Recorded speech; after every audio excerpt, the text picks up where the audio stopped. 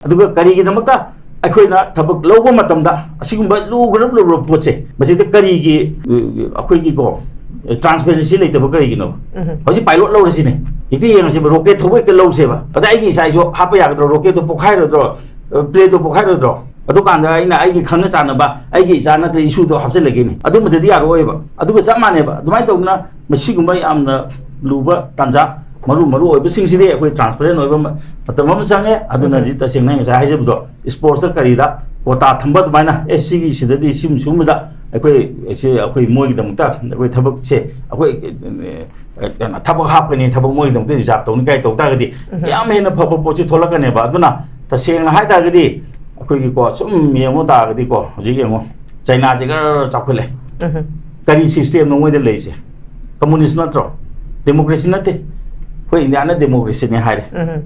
ꯗꯦꯃꯣꯀ꯭ꯔꯦꯁꯤꯁꯤ ꯀꯩꯗꯧꯔꯦ ꯍꯧꯖꯤꯛ ꯂꯤꯗꯔ ꯐꯥꯎꯕ ꯃꯦꯟ ꯃꯥꯟ ꯇꯥꯁꯜꯂꯛꯇ꯭ꯔꯦ ꯂꯤꯗꯔ ꯈ꯭ꯋꯥꯏꯒꯤ ꯃꯀꯣꯛꯀꯤ ꯂꯤꯗꯔꯁꯤꯐꯥꯎꯕ ꯑꯩꯈꯣꯏꯅ ꯆꯤꯡꯅꯕ ꯃꯤꯠꯌꯦꯡ ꯌꯦꯡꯉꯦ ꯃꯔꯝꯗꯤ ꯀꯩꯅꯣ ꯃꯥꯅ ꯇꯧꯔꯤ ꯊꯕꯛꯁꯤꯅ ꯑꯩꯈꯣꯏ ꯄꯥꯝꯃꯛꯇ꯭ꯔꯦꯕ ꯑꯗꯨꯅ ꯁꯤꯅꯤ ꯑꯃꯗꯨꯅ ꯀꯣ ꯀꯝꯃꯨꯅꯤꯁꯀꯤ ꯄꯣꯠꯅꯤ ꯃꯌꯥꯝꯅꯗꯤ ꯗꯤꯛꯇꯦꯇꯔ ꯑꯣꯏ ꯍꯥꯏꯕ ꯑꯗꯨꯕꯨ ꯆꯩꯅꯥꯒꯤ ꯔꯁꯤꯌꯥꯒꯤ ꯏꯜꯂꯤꯕ ꯄꯣꯠꯇꯨꯅ ꯍꯧꯖꯤꯛ ꯏꯟꯗꯤꯌꯥꯒꯤ ꯗꯦꯃꯣꯀ꯭ꯔꯦꯁꯤ ꯑꯣꯏꯕ ꯏꯟꯗꯤꯌꯥꯒ ꯌꯦꯡꯅꯕ ꯃꯇꯝꯗꯗꯤ ꯀꯅꯥꯅ ꯍꯦꯟꯒꯦꯕ ꯑꯗꯨ ꯇꯥꯔꯒꯗꯤ ꯇꯁꯦꯡꯅ ꯍꯥꯏ ꯇꯥꯔꯒꯗꯤ ꯃꯁꯤꯁꯦꯀꯣ ꯋꯥ ꯉꯥꯡꯉꯒꯗꯤ ꯂꯣꯏꯕ ꯅꯥꯏꯗꯕ ꯄꯣꯠ ꯑꯃꯈꯛ ꯂꯥꯛꯑꯦꯕꯀꯣ ꯑꯗꯨꯅ ꯃꯁꯤ ꯑꯗꯨꯃꯛ ꯅꯠꯇ꯭ꯔꯒꯁꯨ ꯌꯥꯝ ꯁꯝꯅ ꯉꯁꯥꯏꯒꯤꯀꯣ ꯍꯧꯖꯤꯛꯀꯤ ꯑꯩꯈꯣꯏꯒꯤ ꯂꯩꯔꯤꯕ ꯃꯣꯏꯅ ꯑꯦꯗꯚꯥꯏꯖꯔꯤꯒ ꯊꯣꯛꯏꯁꯦ ꯃꯁꯤꯗꯤ ꯅꯠꯇꯦ ꯑꯩꯈꯣꯏꯁꯤ ꯏꯊꯅꯤꯛ ꯀ꯭ꯂꯥꯁ ꯅꯠꯇꯦ ꯍꯥꯏꯕꯁꯦ ꯍꯥꯏꯕ ꯇꯥꯏ ꯑꯗꯨꯒ ꯉꯔꯥꯡ ꯅꯍꯥꯟ ꯀꯩꯅꯣ ꯑꯩꯈꯣꯏꯒꯤ ꯑꯩꯈꯣꯏ ꯑꯣꯅꯔꯦꯕꯜ ꯑꯃꯤꯠ ꯁꯥꯍꯅ ꯍꯥꯏꯈꯤꯕ ꯁꯤꯗꯤ ꯏꯊꯅꯤꯛ ꯀ꯭ꯂꯥꯁꯦꯁꯁꯤ ꯅꯕꯥꯅꯤ ꯍꯥꯟꯅ ꯌꯥꯅꯔꯛꯀꯣ ꯍꯥꯏꯕꯗꯣ ꯃꯗꯨ ꯉꯁꯤꯐꯥꯎꯗ ꯀꯅꯥꯒꯨꯝꯕ ꯒ꯭ꯔꯨꯞ ꯑꯃꯠꯇꯅ ꯅꯠꯇ꯭ꯔꯒ ꯃꯔꯨꯑꯣꯏꯕ ꯄꯥꯔꯇꯤ ꯑꯃꯠꯇꯅ ꯃꯗꯨ ꯂꯥꯜꯂꯤ ꯍꯥꯏꯗꯅ ꯑꯩꯗꯣ ꯋꯥ ꯉꯥꯡꯕꯁꯦ ꯑꯩꯗꯤ ꯉꯁꯤꯐꯥꯎꯗ ꯑꯩ ꯇꯥꯗꯦꯅ ꯈꯜꯂꯤ ꯑꯗꯨ ꯃꯗꯨꯃꯨꯛ ꯑꯩꯈꯣꯏ ꯌꯥꯝ ꯀꯟꯅ ꯄ꯭ꯔꯣꯇꯦꯁ ꯇꯧꯒꯗꯕꯅꯤ ꯃꯁꯤ ꯏꯊꯅꯤꯛ ꯀ꯭ꯂꯥꯁꯦꯁ ꯁꯨꯡꯅꯠ ꯅꯠꯇꯦ ꯑꯗꯨꯒ ꯃꯁꯤꯗꯤ ꯉꯁꯥꯏꯒꯤꯀꯣ ꯃꯈꯣꯏꯅ ꯏꯟꯖꯟꯕ ꯀꯣ ꯃꯣꯏꯅ ꯁ꯭ꯄꯣꯟꯁꯔ ꯇꯧꯕ ꯀ꯭ꯔꯥꯏꯝꯅꯦ ꯍꯥꯏꯗꯅ ꯑꯩꯗꯤ ꯃꯁꯤ ꯑꯗꯨꯃꯥꯏꯅ ꯑꯩꯗꯤ ꯍꯥꯏꯅꯤꯡꯉꯤ ꯑꯗꯨꯒ ꯍꯧꯖꯤꯛꯀꯤ ꯂꯩꯔꯤꯕ ꯑꯩꯈꯣꯏꯒꯤ ꯃꯅꯤꯄꯨꯔꯒꯤꯗ ꯍꯧꯖꯤꯛ ꯂꯩꯔꯤꯕ ꯑꯩꯈꯣꯏꯒꯤ ꯒꯣꯕꯔꯅꯔꯅ ꯂꯨꯆꯤꯡꯉꯤꯕ ꯀꯣ ꯄꯤꯌꯥꯔꯅꯁꯨ ꯉꯁꯥꯏꯒꯤꯀꯣ ꯍꯧꯖꯤꯛꯀꯤ ꯍꯥꯏꯔꯤꯕ ꯌꯨꯅꯥꯏꯇꯦꯗ ꯁ꯭ꯇꯦꯠꯁꯀꯤ ꯀꯩꯅꯣꯁꯦ ꯉꯁꯥꯏꯒꯤ ꯂꯦꯚꯦꯜ 2ꯒꯤꯁꯦ ꯃꯁꯤ ꯃꯅꯤꯄꯨꯔꯗꯗꯤ ꯇꯧꯕꯤꯒꯅꯨ ꯃꯅꯤꯄꯨꯔ ꯏꯖ ꯁꯦꯞ ꯍꯥꯏꯒꯦꯔꯥ ꯑꯗꯨ ꯃꯅꯤꯄꯨꯔꯗꯤ ꯃꯁꯤꯒꯨꯝꯕ ꯅꯠꯇꯦ ꯃꯅꯤꯄꯨꯔꯗꯤ ꯁꯨꯃꯥꯏꯅ ꯇꯧꯗꯅ ꯀꯣ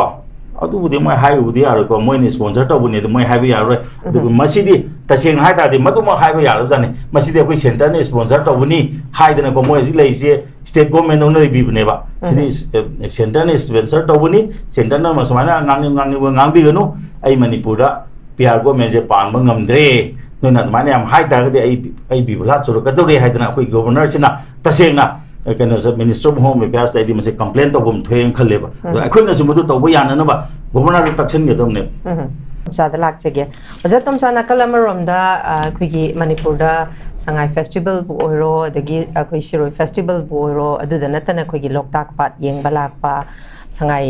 ꯌꯦꯡꯕ ꯂꯥꯛꯄ ꯁꯤꯗ ꯑꯩꯈꯣꯏꯒꯤ ꯇꯣꯉꯥꯟ ꯇꯣꯉꯥꯟꯕ ꯇꯨꯔꯤꯁꯁꯤꯡꯗ ꯉꯁꯤ ꯐꯥꯎꯕ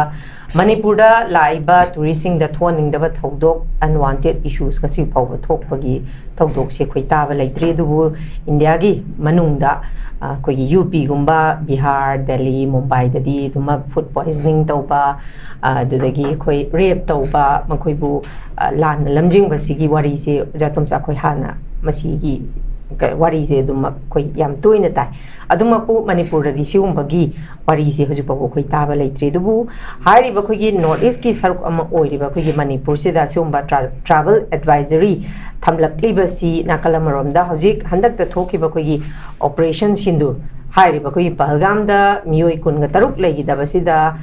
ꯍꯥꯏꯔꯤꯕ ꯄꯥꯀꯤꯁꯇꯥꯟꯗ ꯑꯩꯈꯣꯏ ꯅꯨꯃꯤꯠ 9ꯅꯤꯃꯨꯛꯀꯤ ꯍꯥꯏꯔꯤꯕ ꯑꯩꯈꯣꯏ ꯑꯦꯇꯦꯛ ꯇꯧꯅꯕꯁꯤꯒꯤ ꯃꯇꯥꯡꯗꯁꯨ ꯑꯗꯨꯃꯛ ꯍꯥꯏꯔꯤꯕ ꯑꯩꯈꯣꯏꯒꯤ ꯄ꯭ꯔꯦꯁꯤꯗꯦꯟꯁꯤꯅ ꯍꯥꯏꯔꯤꯕ ꯑꯩꯈꯣꯏꯒꯤ ꯑꯣꯄꯔꯦꯁꯟ ꯁꯤꯟꯗꯨꯔꯁꯦ ꯂꯦꯞꯄꯨ ꯍꯥꯏꯔꯀꯥꯟꯗ ꯂꯦꯞꯈꯤꯕꯅꯦ ꯃꯁꯤꯗ ꯑꯣꯖꯥ ꯇꯣꯝꯆꯥꯗ ꯑꯩꯅ ꯂꯥꯛꯆꯅꯤꯡꯉꯤꯕꯗꯤ ꯍꯥꯏꯔꯤꯕ ꯑꯩꯈꯣꯏꯒꯤ ꯌꯨ.ꯑꯦꯁ.ꯀꯤ ꯄ꯭ꯔꯦꯁꯤꯗꯦꯟꯅ ꯊꯝꯂꯛꯏꯕ ꯋꯥꯐꯝꯁꯤ ꯀꯔꯝꯕ ꯑꯩꯈꯣꯏ ꯖꯤꯑꯣꯄꯣꯂꯤꯇꯤꯛꯁ ꯑꯣꯏꯅ ꯀꯔꯝꯕ ꯌꯦꯡꯕ ꯌꯥꯗꯣꯔꯤꯕ ꯀꯔꯝꯕ ꯒꯦꯝꯅꯣ ꯑꯗꯨꯒ ꯅꯠꯇ꯭ꯔꯒꯅ ꯃꯁꯤ ꯁ꯭ꯇ꯭ꯔꯦꯇꯦꯖꯤ ꯑꯃ ꯑꯣꯏꯒꯗꯣꯔꯤꯕ꯭ꯔꯥ ꯍꯥꯏꯕꯁꯤꯒꯤ ꯃꯇꯥꯡꯗ ꯑꯣꯖꯥ ꯇꯣꯝꯆꯥꯒꯤ ꯑꯣꯏꯕ ꯃꯣꯠꯇꯤ ꯀꯃꯥꯏꯅ ꯂꯩ ꯑꯣꯖꯥ ꯑꯃꯨꯛꯇꯪ ꯊꯝꯕꯤꯌꯨ ꯃꯁꯤꯒꯤ ꯃꯇꯥꯡꯗ ꯑꯩꯅ ꯍꯥꯏꯖꯅꯤꯡꯕꯁꯤ ꯍꯧꯖꯤꯛꯀꯤ ꯁꯤꯗꯩ ꯂꯩꯔꯤꯕ ꯄꯥꯎꯁꯤ ꯃꯣꯏꯁꯤ ꯌꯨꯅꯥꯏꯇꯦꯗ ꯁ꯭ꯇꯦꯠꯁꯀꯤ ꯁ꯭ꯇꯦꯠ ꯗꯤꯄꯥꯔꯠꯃꯦꯟꯅ ꯂꯦꯚꯦꯜ 2ꯒꯤ ꯇ꯭ꯔꯦꯚꯦꯜ ꯑꯦꯗꯚꯥꯏꯖꯔꯤ ꯏꯟꯗꯤꯌꯥꯒꯤ ꯑꯣꯏꯅ ꯊꯝꯃꯛꯑꯦ ꯍꯥꯏꯕꯅꯤ ꯑꯗꯨꯒ ꯃꯥꯒꯤ ꯁꯤꯇꯤꯖꯦꯟꯁꯤꯡꯁꯤꯗ ꯉꯁꯥꯏꯒꯤ ꯆꯦꯛꯁꯤꯟꯕꯁꯦ ꯈꯤꯇꯪ ꯍꯦꯟꯅ ꯆꯦꯛꯁꯤꯜꯂꯣ ꯍꯥꯏꯕꯅꯤ ꯑꯗꯣ ꯃꯁꯤꯗꯩꯁꯤꯗ ꯂꯥꯛꯄ ꯃꯇꯝꯁꯤꯗ ꯃꯣꯏꯅ ꯍꯥꯏꯔꯤꯁꯦ level 1 da exercise normal precaution habani, level 2 da exercise increase caution habani,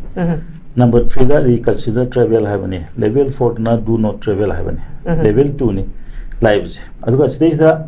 lakku matam sida sai gi khoi gi leiri se Jammu and Kashmir lere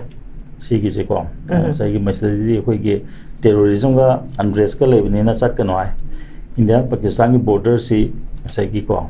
si Jammu and Kashmir na tan border area su chat kan wai central and the eastern India da Chhattisgarh Jharkhand gum se Naxalite group ki terror threat lebini na chat kan hai Manipur da moina hari se avoid due to its new violence have violence like adana masi yargadi avoid to the salun have sapya makte yad ya ba makte leite du north eastern state ta Arunachal Pradesh Sikkim adu remote border region sing se asi su insurgency activity lai and high bani andai da sing matang sa ina hajining muse Manipur gi matang sa lak matam sa moina ethnic violence lai and high bise si masi ko gi hande ko moin hai si kano dani ko tang kano dani mo hai se sagi kui dri mo je 23 posted tor pasi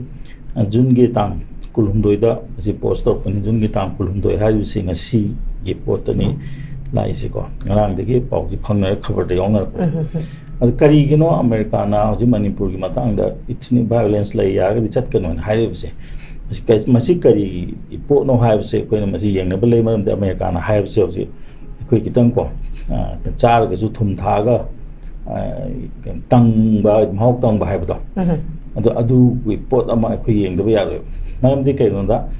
Manipur gi irang se hok ding da makoi gi ko foreign gi journalist se ji leira mi hari Manipur da ha ba thor ko matam da koi to koi na mateng pangge mateng pang ko koi pangge na mo hai me ne America kangbu no ko adi mo Bangladesh to ji mo khut thingjala bani adi hoji north eastern state hai tare ko simane sida mo na Manipur Mizoram Burma gi se khut thingjan gi po se ko nga nga na uro bani asi ngarang dang kari gi na mo ethnic violence ai na se ethnic violence na te ji mo khang bani masi am che ko yam kana section na yeng ma thok te kari gi no tanja se de da sagi ko ko Manipur da lan hori bu kangbu se ko Jews ne na claim to kangbu adubu Bangladesh da hoje ko ge Muslim ni lei se India da su Assam da su lei ri ni Manipur da su ko gi ko Muslim population si am na chong lei ri ni asum da na mi gi Muslim gi chaur bu lei ba am mo ji uttana thugai na ko na ri ni adu da ga de ta seng na sigi advisory thokpa matam jida sagi ethnic violence like hai jadi moi gi ada makoi na bomb thada dana ko Iran na bomb thada dana Muslim gi amna chaw leba ama muthan na bo honar pa sige masigi repercussion se sida ko masigi phol ama di si Manipur da natragna Bangladesh da sum gi region sida mase lak pa yai ha bi moi ching na le ba yai ba maram di kan asum dana ko Muslim mayam je toina ba ko bun ta na ba sillaga somna kanda na masagi ko apaba sari bane du to udo bo ji kuki ne hai ji de ko Jews ne haidna ko ko Israel gi leba ama ko Jews gi leba ama semje ge ne Israel gi parliament da ga sabu ngam kangbu ne adana ai di madung gi oina ai yeng ninge ba du ta sengna tourism room da yeng ta ga de ko ke da sanga gi da mukta na ta ga na lokta ki na ta ga na atai gi kari gi dam ta ko adu khutang da ka base to ne ba ai ko da Japanese gi ko kan lan second world war gi Japanese gi mi mo ko gi asi ba mo ko gi sken lady mukogi mongpham hagadra mogi ningsing gubum lady adi amo British singi American singi mukogi western power ki ko masi symmetry me am lady masi dei da ekoina am samna ba masi khaptang da ekoi masi ki potential je maji tawna na ba ko ngasi bok to ekoi ki tourism department ho na ba su leite gutta sing na masi dei da si gi ba maga ahal man do dige amom da ga matam ma da ko Japanese kambu na ko mogi Japan gi na mo na keno to mo hospital ma link ka hajer mi ne ko se sai ngai na da sim mun na da mo to ke ha bi afum julai chap chana di khangje dei ko do smai to na tourism gi da mak di si gi leuri ba si gi mafam se second world war da phum mi ba se mayam si gi mari mata du dang la pa de he na yam chaw khut ba yam chaw ba tourist ki kano ma o hen ba ya ne ba duna ta seng ha ta ga di akoi gi oina di ngasi ko akoi gi tourist ki potential ji tourism department da lai ba mi sing je di matik sai dei haning de mam di kano da akoi gi Manipur da lai ba dance classical dance ni ko tiga tai ne gi adi ba yang ngasai gi ko prithvi da gi tong an ba dance ne masi show utna na ba masai foreigner sing je la ga yeng na ba masi khoi kari sinbi ge chi ju leite ta sing na je khoi Delhi de salo na tra cho ba city de salo dum loi le ngani dang gi mo cultural show ut na ba se dum lai ba ko adna khoi Manipur da masi ko masi leite adi hoji khoi polo se khoi gi ko birth place of polo ne ha ni chahi ma dam khak to du ni yar bra masai ge ek la ko matam de city polo horo khom ni na hai ba ma adi khoi gi oi jaba indigenous game da khoi kang lai ri na kang si kari gi khoi hoji kan da prithvi da kari masak tak ta ge masu ma mayam je to ko unique oina lai ba mayam je masi utpa matam da masi khaktang showcase to matam da masi lai adi mo namna exotic oiba chinjak ta hai tare ko akhoi gi mitei gi thaini gi lejer ba akhoi gi lamdam si gi lejer ba mitei ha ba yadre ko lamdam si gi lejer ba ching chak mayam si ko ta seng na masi phajana hojik ti pangyam de yale gyan ta dre hojik ti ko ama mu kan maming ama mu tholakani maming ama tol adu na ta ba thaini gi lera ba akhoi gi kwai maming chalo ko moyang phau hai ro na tra kak ching phau hai ro na ta phau ren amu bi bu hai ro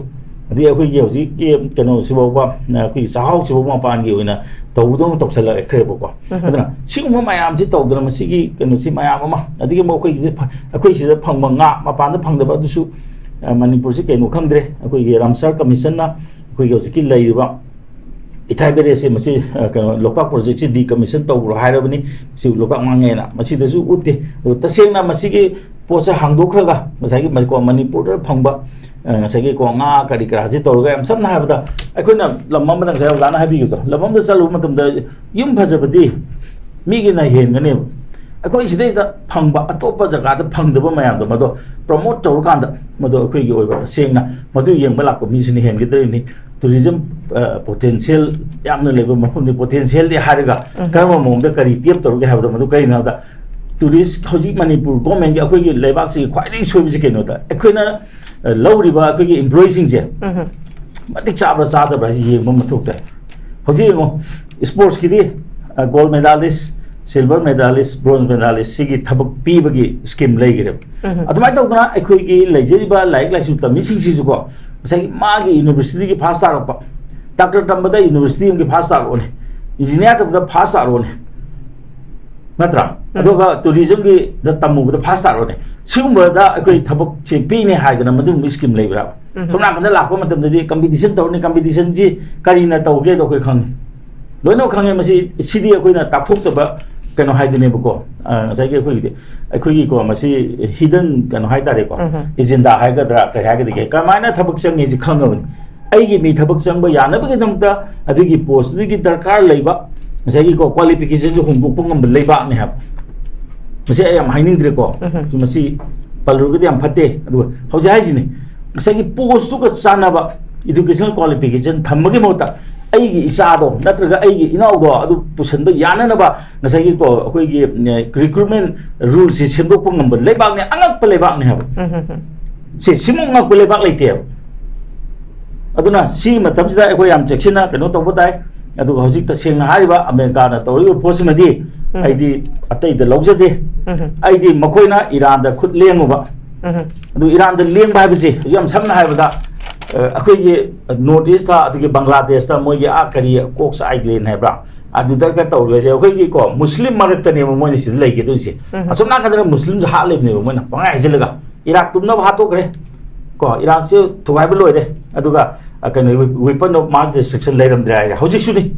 am samna haibda nga sa akhoi na laik ta mo matam da akhoi gi ko kano ga jekel ko kaisal ga nga sa gi ko akhoi gi yaw ga gi wari do smart of na nangna ai sing mulale habda ai di makha da thakpani na habda adi nang namana adi di hakum moramani ai di kumsi po kune adi nang namana ne ta chathok po da mai to na hojik hai je le je na wam hai we se na ma hai je me ri tum na ba je bom je pang ta da thade bi ne ba an si ge mar te lei be se ai khanba matab da moi je masi am danger ore se ja America na realize to ba ai aduna masi ta seng na hai ta ga di Manipur da ethnic class nei su le ten mani ethnic ne hai je laga Manipur da satna ba hai be sidi makhoi na tawruba aram da sing do khang po ne mi da moi north east di lei ba nuai ro hai be se adu maroi na Manipur ge aswai da adi moi na kari asi pan mam dam da kari Mizoram ga di pandri natra adan ri moi na mam di kai no da moi na lebak thuai na bo hono ri Manipur da ne adra masi gi po je khang pa yai hai dana masi ai di madu da to ne khali adu tourism gi da mak di ta seng hai ta ga di Manipur gi tourism si di akhoi ko tourism department se ꯑꯩꯗꯤ ꯃꯁꯤ ꯀꯣ ꯌꯥꯝꯅ successful ꯗꯤꯄꯥꯔꯠꯃꯦꯟꯅꯦ ꯍꯥꯏꯕꯗꯤ ꯑꯩ ꯁꯨꯡꯉꯥꯏ ꯍꯥꯏꯅꯤꯡꯗꯦ ꯊꯥꯗꯔꯤꯕ ꯄꯩꯁꯥꯁꯤꯅ ꯀꯔꯤꯗ ꯊꯥꯗꯔꯤꯅꯣ ꯈꯪꯗꯦ ꯀꯣ ꯀꯔꯤꯗ ꯊꯥꯗꯔꯤꯅꯣ ꯀꯔꯤꯒꯤ ꯊꯥꯗꯔꯤꯅꯣ ꯀꯔꯥꯏꯗ ꯆꯠꯂꯤꯅꯣ ꯍꯥꯏꯕꯁꯨ ꯈꯪꯗꯦ ꯑꯗꯨꯒ ꯃꯁꯤ ꯇꯁꯦꯡꯅ ꯍꯥꯏꯇꯥꯔꯒꯗꯤ ꯑꯩꯈꯣꯏ ꯀꯣ ꯇꯨꯔꯤꯖꯝ ꯗꯤꯄꯥꯔꯠꯃꯦꯟꯁꯤꯗꯤ ꯑꯩꯗꯤ ꯁꯉꯥꯏ ꯐꯦꯁꯇꯤꯚꯦꯜ ꯅꯠꯇ꯭ꯔꯒ ꯑꯇꯩꯗꯨ ꯈꯛꯇꯅ ꯃꯁꯤ ꯀꯣ ꯄꯩꯁꯥ ꯌꯥꯝ ꯆꯪꯉꯦ ꯍꯥꯏꯕꯁꯨ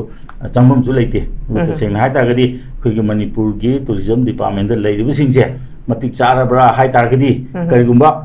ꯄꯔꯤꯈꯥ ꯊꯥꯅꯕ ꯌꯥꯕ ꯍꯥꯏꯗꯤ ꯁ꯭ꯀꯨꯜꯒꯨꯝꯕ ꯀꯣꯂꯦꯖꯒꯨꯝꯕ ꯑꯣꯏꯇꯥꯔꯒꯗꯤꯀꯣ ꯁꯥꯇ꯭ꯔ ꯂꯣꯏꯅꯃꯛ ꯐꯦꯜ ꯑꯣꯏꯕ ꯌꯥꯕ ꯗꯤꯄꯥꯔꯠꯃꯦꯟꯅꯦ ꯑꯩ ꯑꯗꯨꯃꯥꯏꯅ ꯍꯥꯏꯖꯅꯤꯡꯉꯤ Okay. Thagachari Oza, Makha Chathapoina Oza Tomcha da lakchage. Oza Tomcha nakal amaronda akhigi Manipur hariba lebaksi akhigi India gi hanba Prime Minister na Jewels of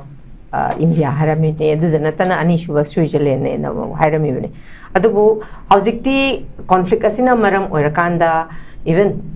masida chatluranu aduda natana ethnic conflict lay level 4 da haidi yam kiba threat violence lay kidnapping lay extortion lay haidi aduda natana hari basi koina thamlakli basi India si US na sakhangba leibak singi manungda level 2 gi makhada leire haidi sina takpadi Manipur sisu part of India ni adumakbu Prime Minister Narendra Modi nadi hawjik phawba Manipur si part of India oragasu abadi laiba conflict sigi matangda ngasi phawa ma silent spectator ma oina dumak lairi adubu thamlaiba handak haujiki khoi US ki macha sing Manipur da chat lanu masida safe oidi habagi statement amakak lakpasina akhoi India gi thaksi kadai phau yongna nem labano kadai phau yongna handarabano habisigi matang sida oja gi we moti kari kamain lay oja kamain tam ni tang tam masi matang da ina hajening mase hoi India gi ko sai moina hari basi saurba India sida sai pocket khar da ni moina hoje kan attack to reisi hoje gi issue to reisi ko Manipur option pasi masi sman to da Manipur gi si masi ko hoi ngang na han su mo ko gi kan na mitsana violence no hajele do ka ga de mo si chap chan ta ga de ni adu bu ta senga ta de mitsana phanam hajar ga su mo se ko ethnic violence na te haba ma diga mi se atu pa jaga da ko sokte ko makha thamba adigi si jaga kha dong sok ne je kun habi tai adu nga sa gi sina maram moi dana sa gi ko gi Manipur da yamna soktaba ya ba ko tourism da ke soktaba ya bi matang ji de nga sa aina hajibu do hoji kamai to gam den ko tourism habis de ko hojik lai si ko undergraduate level da bachelor degree da si ko tourism industry gi including business administration hospitality tourism studies masi lai ri bani postgraduate master degree ni diploma lai ri bani masi ne ba sa ga khoi specialize habis si ko ta seng na khoi gi tourism gi thabak lawu matam ma hai ji ko a bachelor's degree from a recognized university is typically required experience in the field of tourism public relation publicity kari gi dam ta ngasai gi mogi ko the tourism with the degree pa ba natraga master degree pa je kari gi log do no isam jam graduate am targa kan sai gi a qualification in tourism ai sigumba asu am chakot ba su am lu ba department amada thabak lowbugi ngasai gi qualification je sumaina hapata targa di madu sangi mi duna karamba vision da thabak tor ko do no da hojik tam noi ta ba mana hojik loina mak ko Manipur gi lairiba department sigi maru maroi bising se makoi na bureaucrat gi hapchale bureaucrat sidi kana no moi de only kanu khakte natro graduate khakte natro tourism da kanu na ko moi ji aina handana lo haibu han de MPSC de gi na natra kana IS officer pusar pum dum kari no to disi moi matam da ma na lakdi posting khar den kari dum ta kari gumba tourism department gi director se IS officer mo he ta di kari ata thoi bu hoji ngo yam sathi gi habda education da kanu bawa akoi gi university hai tari ko maroina state kanu gi Dhanimanjari university bawa ko moi restar kari krasi ko kanu de gi MCS de gi kari de gi puselak na to bu yawe adon masi nium nate adon ta se na ta gadi masi amna ko special feel sida like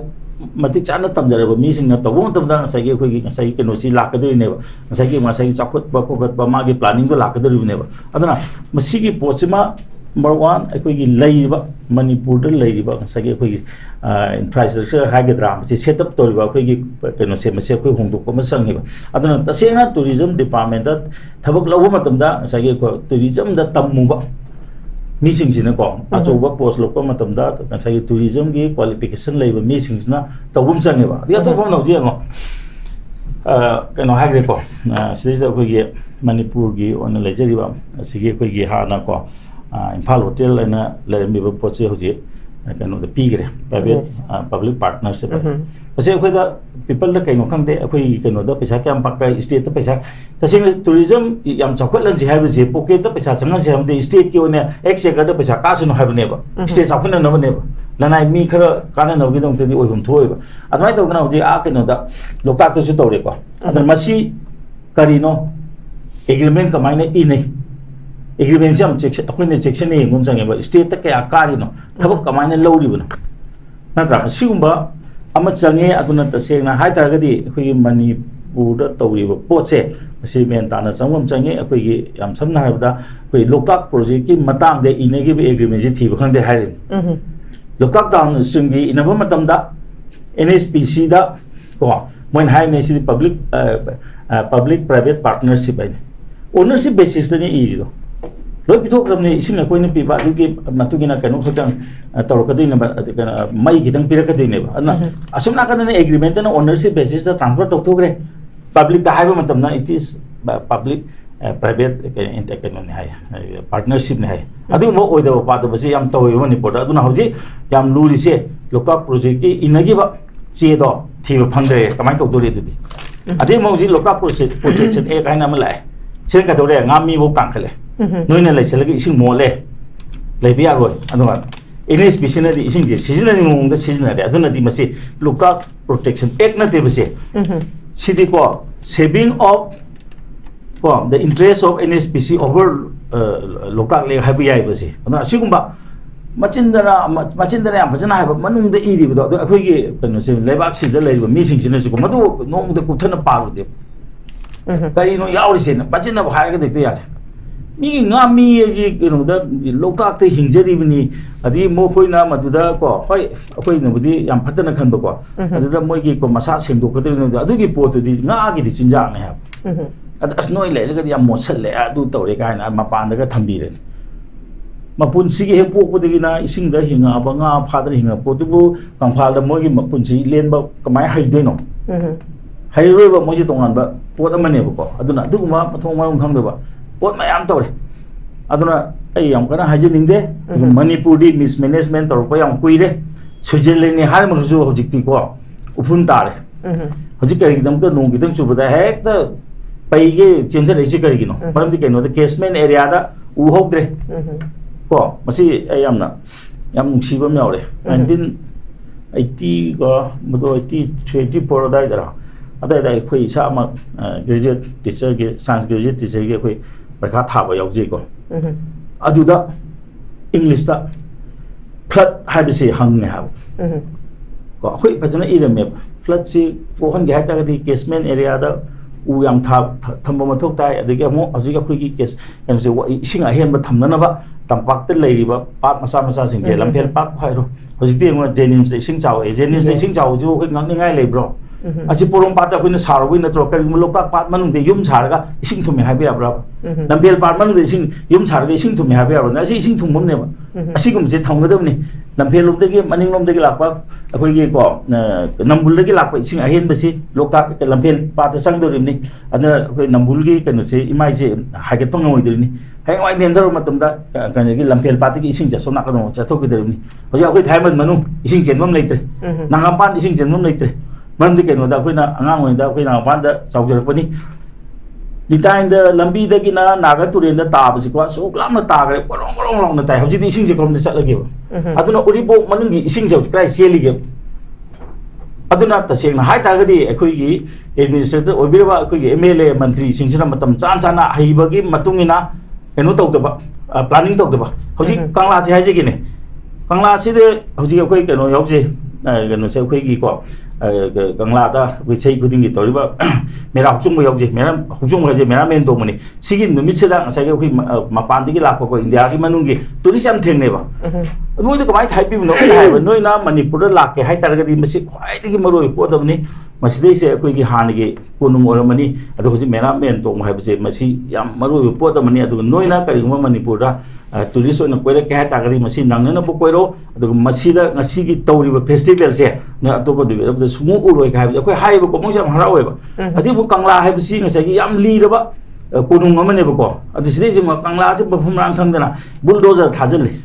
ꯕꯨꯜꯗꯣꯖꯔꯅ ꯇꯧꯈꯥꯏꯍꯜꯂꯤ ꯇꯧꯈꯥꯏꯔꯤꯁꯤꯗꯤ ꯀꯔꯤꯒꯤꯅꯣ ꯃꯔꯝꯗꯤ ꯀꯪꯂꯥꯗ ꯍꯧꯖꯤꯛ ꯑꯦꯛ ꯑꯅꯤ ꯂꯩꯔꯤ ꯑꯃꯅ ꯑꯥꯔꯀꯤꯑꯣꯂꯣꯖꯤꯒꯤ ꯃꯈꯥꯗ ꯑꯁꯤ protected monument ꯊꯝꯃꯦ ꯑꯃꯅ ꯃꯅꯤꯄꯨꯔ ꯇꯥꯎꯟ ꯑꯦꯟड ꯀꯟꯇ꯭ꯔꯤ ꯄ꯭ꯂꯥꯅꯤꯡ ꯑꯦꯛꯀꯤ ꯃꯈꯥꯗ ꯃꯁꯤ ꯑꯩꯈꯣꯏꯒꯤ ꯏꯁꯀꯤꯝ ꯑꯦꯔꯤꯌꯥ ꯑꯃ ꯁꯦꯝꯃꯤ ꯑꯅꯤꯁꯤ ꯀꯔꯝꯕ ꯆꯠꯅꯗꯧꯔꯤꯒꯦ ꯏꯁꯀꯤꯝ ꯑꯦꯔꯤꯌꯥꯗꯤ ꯊꯨꯒꯥꯏꯔꯅꯤ ꯑꯅꯧꯕ ꯁꯥꯒꯠꯂꯅꯤ ꯑꯃꯗꯨꯗꯗꯤ ꯄ꯭ꯔꯤꯖꯥꯕ ꯇꯧ ꯍꯥꯏꯔꯤꯕꯅꯤ ꯑꯁꯤꯒꯨꯝꯕ ꯀꯪꯂꯥꯗꯕꯨ ꯑꯦꯛ ꯑꯅꯤ ꯆꯂꯥꯏꯅꯤ ꯃꯁꯤ ꯑꯩꯈꯣꯏꯅ ꯐꯅꯌꯥꯝ ꯉꯥꯡꯉꯤ ꯀꯔꯝ ꯇꯥꯗꯦꯅꯤ ꯁꯤꯒ ꯆꯞ ꯃꯥꯟꯅꯅ ꯍꯧꯖꯤꯛ ꯑꯩꯈꯣꯏꯒꯤꯀꯣ ꯑꯩꯈꯣꯏꯒꯤ ꯀꯣꯂꯨ ꯌꯦꯛꯈꯥꯏꯔꯛꯏꯕ ꯑꯩꯈꯣꯏꯒꯤ ꯋꯥꯡꯒꯣꯏꯗ ꯂꯩꯕ ꯁꯅꯥꯃꯍꯤ ꯂꯥꯏꯀꯣꯟꯁꯨ ꯑꯗꯨꯅꯤ ꯑꯃꯅ ꯑꯥꯔꯀꯤꯑꯣꯂꯣꯖꯤꯒꯤ ꯃꯇꯥꯡꯗ ꯀꯩꯅꯣꯁꯦ ꯄ꯭ꯔꯣꯇꯦꯛꯇꯦꯠ ꯑꯦꯔꯤꯌꯥ ꯂꯥꯎꯇꯦ ꯑꯇꯣꯞꯄ ꯑꯃꯅ ꯇꯥꯎꯟ ꯑꯦꯟड ꯀꯟꯇ꯭ꯔꯤ ꯄ꯭ꯂꯥꯅꯤꯡ ꯑꯦꯛꯀꯤ ꯃꯈꯥꯗ ꯑꯃꯨꯛ ꯇꯧꯏ ꯑꯗꯨꯅ ꯁꯤꯒꯨꯝꯕꯒꯤ ꯄꯣꯠꯁꯦ ꯃꯐꯝ ꯃꯔꯥꯡ ꯈꯪꯗꯕ ꯄꯣꯠꯁꯦ ꯌꯥꯝ ꯇꯧꯏ ꯑꯗꯨꯅ ꯑꯩꯈꯣꯏꯒꯤꯗꯤꯀꯣ ꯑꯦꯝ ꯑꯦꯜ ꯑꯦ ꯃꯟꯇ꯭ꯔꯤ ꯍꯥꯏꯕ ꯇꯥꯔꯦꯀꯣ ꯃꯣꯏ ꯃꯇꯤꯛ ꯆꯥꯗꯦ ꯑꯗꯨ ꯃꯣꯏꯅ ꯃꯇꯤꯛ ꯆꯥꯗ꯭ꯔꯒꯁꯨ ꯑꯩꯈꯣꯏ ꯀꯃꯥꯏꯅ ꯇꯧꯗꯅ ꯂꯩꯕꯥꯛꯁꯤ ꯆꯥꯎꯈꯠꯀꯗꯦꯅ ꯃꯇꯤꯛ ꯆꯥꯕ ꯃꯤꯁꯨ ꯄꯨꯁꯟꯅꯕꯁꯨ ꯃꯣꯏ ꯍꯣꯠꯅꯗꯦꯕ ꯃꯇꯝ ꯑꯃꯗ ꯑꯩꯈꯣꯏꯅ ꯈꯪꯕ ꯃꯇꯝꯗ ꯑꯩꯈꯣꯏ ꯃꯇꯝꯗꯨꯗꯗꯤꯀꯣ ꯂꯥꯏꯔꯤꯛ ꯇꯝꯕ ꯂꯣꯏꯗ꯭ꯔꯦ ꯑꯩꯈꯣꯏꯒꯤ ꯍꯦꯛ ꯁ꯭ꯇꯦꯖ ꯃꯃꯥꯡꯐꯥꯎꯗꯗꯤ ꯃꯇꯝ ꯑꯃꯗ ꯍꯦꯛ ꯀꯣ ꯀꯩꯅꯣ ꯃꯦꯇ꯭ꯔꯤꯛ ꯄꯥꯁ ꯇꯧꯔꯛꯄ ꯑꯗꯩ ꯕꯤ ꯑꯦ ꯄꯥꯁ ꯇꯧꯔꯛꯄꯁꯤ ꯀꯧꯔꯒ ꯊꯕꯛ ꯍꯥꯞꯄꯦ ꯍꯥꯏꯕ ꯑꯗꯒꯤꯗꯤ ꯀꯩꯗꯧꯔꯦ ꯆꯍꯤ ꯀꯨꯏꯅ ꯊꯕꯛ ꯍꯥꯞꯈꯤꯗ꯭रे एडोक सिस्टेम है चतरे मदगी अदू लोरप मतमदगी अखोई मणिपुर से मांगे यान हौरप मतमदबुदी अहि अहिब लाई हाइब सिंगसे कौर कौर थौपी हाय अदुबु अदु कनागी मतमदनो ए हाइजरको अदुदी कई हाइनरप या अदुबु याम कुइना अखोई पुनसीदा ngsaigi aina haijariba अखोई ओजागी पैखादु थाब नतना अखोई कइनोदा अदगी अखोई कइनोदा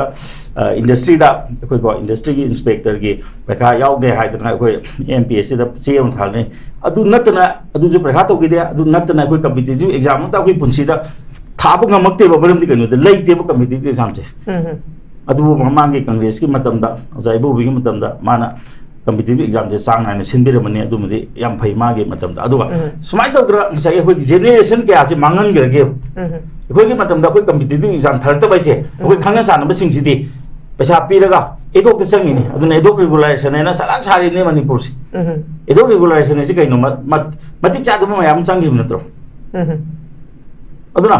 मसी को याम सिस्टेमेटिकली ओइना मांगलप लेबाकनी अदुना कोई सिस्टेमेटिकली ओइना चुमथोकम चंगे अदुगा ngसाइ ओतानो हाबा ब्यूरोक्रेट के मतिक चाबा लाहनिंगे हाइदो आइदि मदु सुना यानिंदे अदुगा ngसाइ असिगुम्बा याम मरोइबा department सिंगसिदि मखोइ चंगलोइदबनी department दुदगी लाक्चबा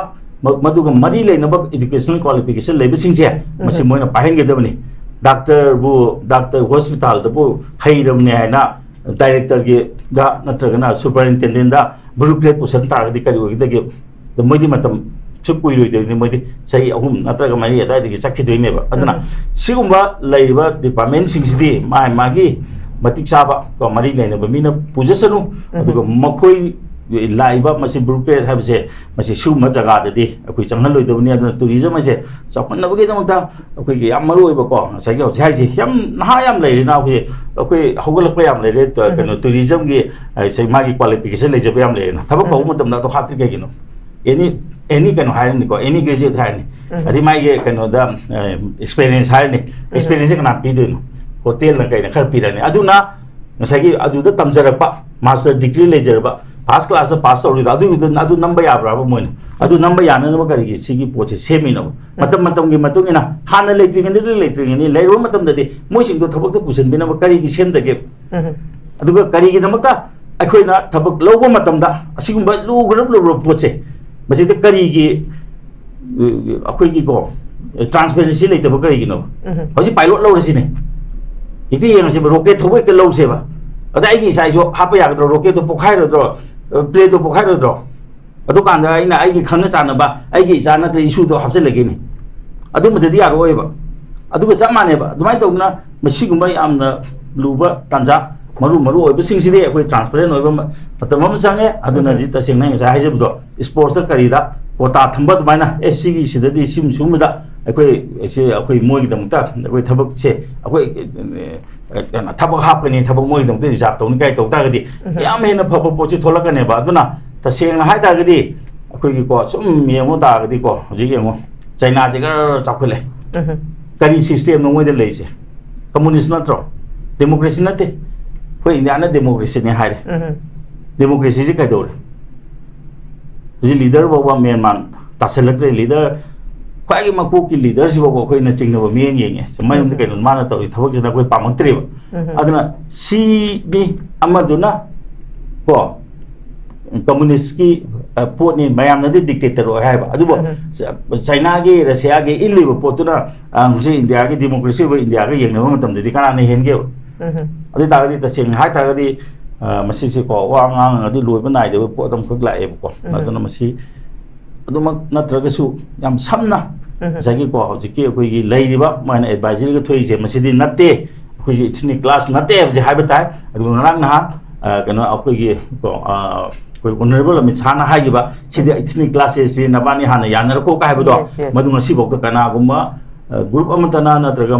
maru oiba party amatana madu lali aidna aidu wangang mujai ding ngasi bok ai ta deng khali adu madu khoi am kana protest tawdani masi ithni classes suna nate adu masidi masagi ko mukhoina injan ba ko moina sponsor tawba crime ne haidana idi masi adwaina idi hainingi aduga hojiki leiba akogi manipur da hojik leiriba akogi governor na lusingiba ko pr na so ngasagi ko hojiki hariba united states ki kanu se ngasagi level 2 gi se asi manipur da di tobiganu manipur is se haigera manipur di masigu natte manipur di sumai tawduna ko अदुबुदि मोय हाइबुदि आरो को मोयनि sponsor तबुनि मोय हाइबु यारो अदु मसिदि तसेंग high तादि मदु मो हाइबु यारो जाने मसिदि कोइ सेंटर ने स्पॉन्सर तबुनि हाइदने को मोय लेइसे स्टेट गवर्नमेंट नौ रिबिबनेबा सिदि सेंटर ने स्पॉन्सर तबुनि सेंटर न मसमाना ngang ai manipur da pr government je pan ngamdre नोना माने हम हाइ तागदि ai बिबुला चुर कदोरे हाइदना कोइ गवर्नर सिना तसेंगना कनो सब मिनिस्टर ऑफ होम अफेयर्स ताइदि मसे कंप्लेंट तबम थोयन खलेबा अखोइना सुमदु तब याननबा गवर्नर तक्सन गेदमने ai मसे हाइजे okay thank you very much